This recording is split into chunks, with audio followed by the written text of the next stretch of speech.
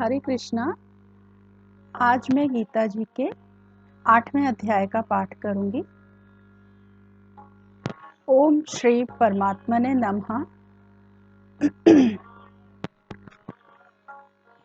ओम गुरुर्ब्रह्मा गुरुर्विष्णु गुरुर्देवो महेश्वरः गुरुर्साक्षात् परब्रह्म तस्मै श्री गुरुवे नमः।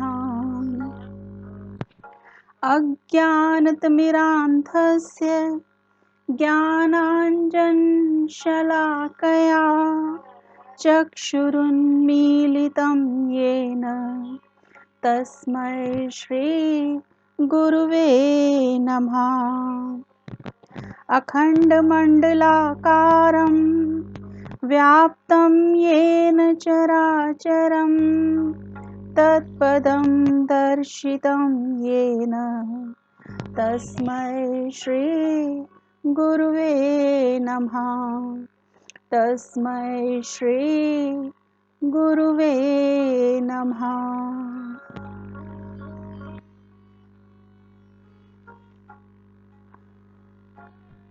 ओम श्री परमात्मने नमः। अथ अष्टमोऽध्यायः। भगवत प्राप्ति। अर्जुन उवाच किं तद् ब्रह्म किमध्यात्मं किं कर्म पुरुषोत्तम अधिभूतं च किं प्रोक्तः मधिदैवं किमुच्यते। अर्जुन ने कहा, हे भगवान, हे पुरुषोत्तम, ब्रह्म क्या है, आत्मा क्या है, सकाम कर्म क्या है, यह भौतिक जगत क्या है तथा देवता क्या है, कृपया करके यह सब मुझे बतलाइए। अधियज्ञः कथं कोत्र देहेऽस्मिन् मधुसूदन प्रयाण काले च कथं ज्ञेयोऽसि नियतात्मभिः। हे मधुसूदन, यज्ञ का स्वामी कौन है और वह शरीर में कैसे रहता है और मृत्यु के समय भक्ति में लगे रहने वाले आपको कैसे जान पाते हैं। श्री भगवान उवाच अक्षरं ब्रह्म परमं स्वभावोऽध्यात्ममुच्यते भूत भावोद्भव करो विसर्गः कर्म संजितः। भगवान ने कहा, अविनाशी और दिव्य जीव ब्रह्म कहलाता है और उसका नित्य स्वभाव अध्यात्म या आत्म कहलाता है। जीवों के भौतिक शरीर से संबंधित गतिविधि कर्म या सकाम कर्म कहलाती है। अधिभूतं क्षरो भावः पुरुषश्चाधिदैवतम् अधियज्ञोऽहमेवात्र देहे देह भृतांवर। हे देहधारियों में श्रेष्ठ, निरंतर परिवर्तनशील या भौतिक प्रकृति अधिभूत कहलाती है।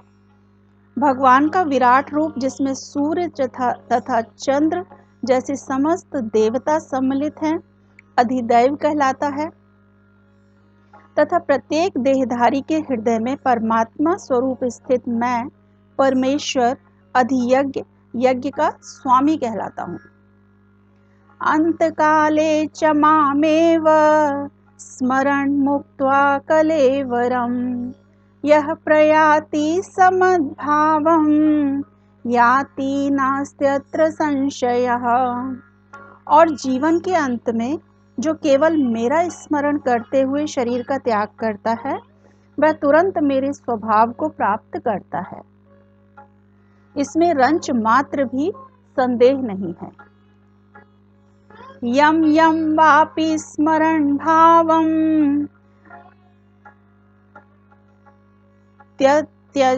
त्यजत्यन्ते कलेवरं तं तमेवैति कौन्तेय सदा तद्भाव भावितः। हे कुंती पुत्र, शरीर त्यागते समय मनुष्य जिस जिस भाव का स्मरण करता है वह उस भाव को निश्चित रूप से प्राप्त होता है। तस्मात् सर्वेषु कालेषु मामनुस्मर युध्य च मयि अर्पित मनो बुद्धिर् मामे वैश्यस्य संशयम्। अतः हे अर्जुन, तुम्हें सदैव कृष्ण रूप में मेरा चिंतन करना चाहिए और साथ ही युद्ध करने के कर्तव्य को भी पूरा करना चाहिए। अपने कर्मों को मुझे समर्पित करके तथा अपने मन एवं बुद्धि को मुझ में स्थिर करके तुम निश्चित रूप से मुझे प्राप्त कर सकोगे। अभ्यास योग युक्तेन चेतसा नान्यगामिना परमं पुरुषं दिव्यं याति पार्थानुचिन्तयन्। हे पार्थ, जो व्यक्ति मेरा स्मरण करने में अपना मन निरंतर लगाए रखकर अविचलित भाव से भगवान के रूप में मेरा ध्यान करता है वह मुझको अवश्य ही प्राप्त होता है। कविं पुराण मनुषात् स्फितार मनोरणीयां समनुस्मरेद्यः सर्वस्य धाता रमचिन्त्य रूप मादित्यवर्णं तमसः परस्तात्। मनुष्य को चाहिए कि परम पुरुष का ध्यान सर्वज्ञ, पुरातन, नियंता, लघुतम से भी लघुतर, प्रत्येक का पालन करता, समस्त भौतिक बुद्धि से परे, अचिंत्य तथा नित्य पुरुष के रूप में करे। वे सूर्य की भांति तेजवान हैं और इस भौतिक प्रकृति से परे दिव्य रूप हैं।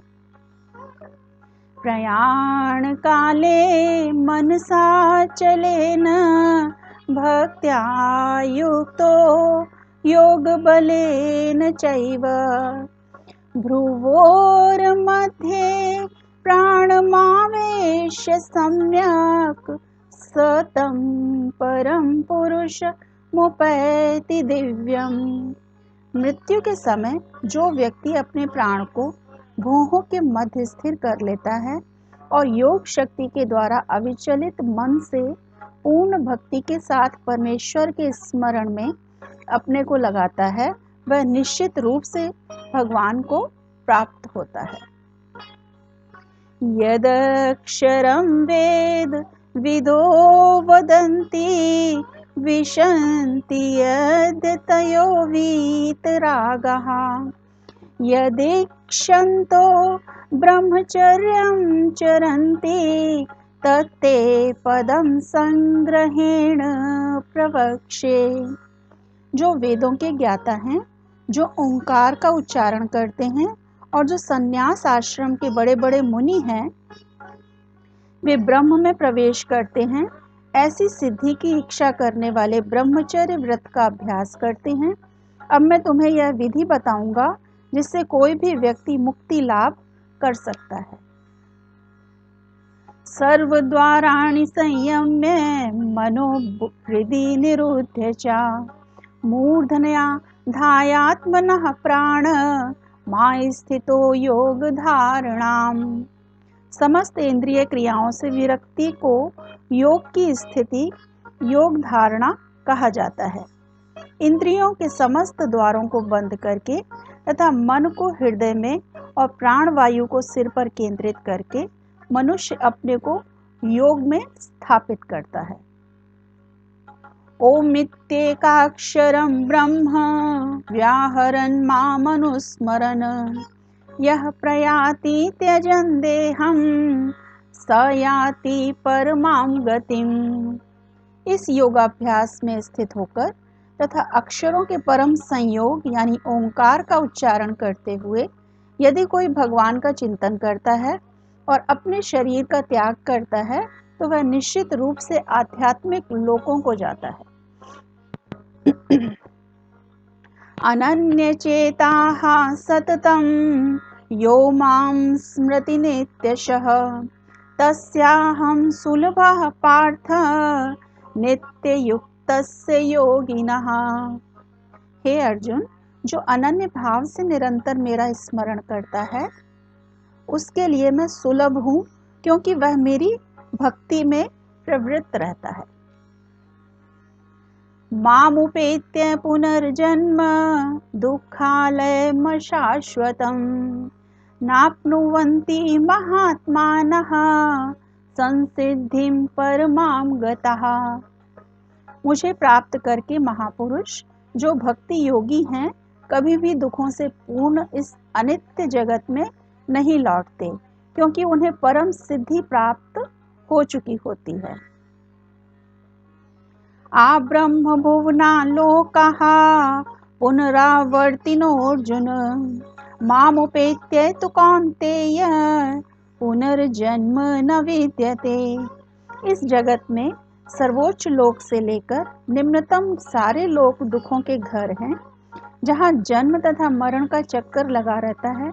किंतु हे कुंती पुत्र, जो मेरे धाम को प्राप्त कर लेता है वह फिर जन्म नहीं लेता। सहस्रयुग पर्यंत महर्यद् ब्रह्मणो विदुः रात्रिं युग सहस्रांतां तेहोरात्र विदो जनः। मानवीय गणना के अनुसार 1000 युग मिलकर ब्रह्मा का एक दिन बनता है, और इतनी ही बड़ी ब्रह्मा की रात्रि भी होती है। अव्यक्ताद्व्यक्त्यः सर्वाः प्रभवन्त्यहरागमे रात्र्यागमे प्रलीयन्ते तत्रैवाव्यक्तसंज्ञके। ब्रह्मा के दिन के शुभारंभ में सारे जीव अव्यक्त अवस्था से व्यक्त होते हैं, और फिर जब रात्रि आती है तो वे पुनः अव्यक्त में लीन हो जाते हैं। भूतग्रामः स एवायं भूत्वा भूत्वा प्रलीयते रात्र्यागमे वशः पार्थ प्रभवत्यहरागमे। जब जब ब्रह्मा का दिन आता है तो सारे जीव प्रकट होते हैं, और ब्रह्मा की रात्रि होते ही वे असहायवत विलीन हो जाते हैं। परस्तस्मात्तु भावोऽन्यो व्यक्तो व्यक्तात् सनातनः यः स सर्वेषु भूतेषु नश्यत्सु न विनश्यति। इसके अतिरिक्त एक अन्य अव्यक्त प्रकृति है जो शाश्वत है और इस व्यक्त तथा अव्यक्त पदार्थ से परे है। यह परा श्रेष्ठ और कभी न नाश होने वाली है। जब इस संसार का सब कुछ लय हो जाता है तब भी उसका नाश नहीं होता। अव्यक्तोऽक्षर इत्युक्तस्तमाहुः परमां गतिं यं प्राप्य न निवर्तन्ते तद्धाम परमं मम।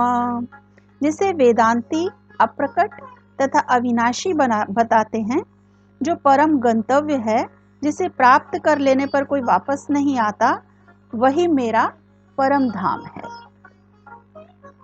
पुरुषः स परः पार्थ भक्त्या लभ्यस्त्वनन्यया यस्यान्ताः स्थानि भूतानि येन सर्वमिदं ततम्। भगवान जो सबसे महान हैं, अनन्य भक्ति द्वारा ही प्राप्त किए जा सकते हैं। यद्यपि वे अपने धाम में विराजमान रहते हैं तो भी वे सर्वव्यापी हैं और उनमें सब कुछ स्थित है। यत्र काले त्वनावृत्ति मावृत्तिं चैव योगिनः प्रयाता यान्ति तं कालं वक्ष्यामि भरतर्षभ। हे भरत श्रेष्ठ, अब मैं तुम्हें उन विभिन्न कालों को बताऊंगा जिनमें इस संसार से प्रयाण करने के बाद योगी पुनः आता है अथवा नहीं आता।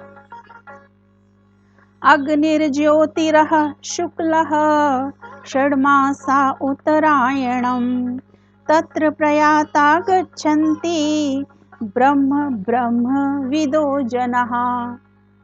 जो परब्रह्म के ज्ञाता हैं वे अग्निदेव के प्रभाव में, प्रकाश में, दिन में, शुभ क्षण में, शुक्ल पक्ष में, या जब सूर्य उत्तरायण में रहता है उन 6 मासों में इस संसार से शरीर त्याग करने पर उस परब्रह्म को प्राप्त करते हैं। धूमो रात्रिस्तथा कृष्णः षड्मासा दक्षिणायनम् तत्र चांद्रमसं ज्योतिर्योगी प्राप्य निवर्तते। जो योगी धुएं रात्रि कृष्ण पक्ष में या सूर्य के दक्षिणायन रहने के 6 महीनों में दिवंगत होता है, वह चंद्रलोक को जाता है, किंतु वहां से पुनः पृथ्वी पर आता है। शुक्ल कृष्णे गतिरेते जगतः शाश्वते मते एकया यात्यनावृत्ति मन्यया वर्तते पुनः। वैदिक मतानुसार इस संसार से प्रयाण करने के 2 मार्ग हैं, एक प्रकाश का तथा दूसरा अंधकार का। जब मनुष्य प्रकाश के मार्ग से जाता है तो वह वापस नहीं आता, किंतु अंधकार के मार्ग से जाने वाला पुनः लौटकर वापस आता है। नैते स्थिति पार्थ जानन् योगी मुह्यति कश्चन तस्मात् सर्वेषु कालेषु योग युक्तो भवार्जुन। हे अर्जुन, यद्यपि भक्तगण इन दोनों मार्गों को जानते हैं, किंतु वे मोहग्रस्त नहीं होते, अतः तुम भक्ति में सदैव स्थिर रहो। वेदेषु यज्ञेषु तपःसु चैव दानेषु यत् पुण्यफलं प्रदिष्टम् अत्येति तत्सर्वमिदं विदित्वा योगी परमस्थानमुपैति चाद्यम्। जो व्यक्ति भक्ति मार्ग स्वीकार करता है, वह वेदाध्ययन, तपस्या, दान, दार्शनिक तथा सकाम कर्म करने से प्राप्त होने वाले फलों से वंचित नहीं होता। वह मात्र भक्ति संपन्न करके इन समस्त फलों की प्राप्ति करता है और अंत में परम नित्य धाम को प्राप्त होता है। हरे कृष्णा। ओम तत्सदिति श्रीमद्भगवद गीता सूपनिषत्सु ब्रह्म विद्यायां योग शास्त्रे श्री कृष्ण अर्जुन संवादे अक्षर ब्रह्म योगो नामाष्टमोऽध्यायः। श्री कृष्ण अर्पणमस्तु। श्री कृष्ण अर्पणमस्तु। श्री कृष्ण अर्पणमस्तु। हरे कृष्णा।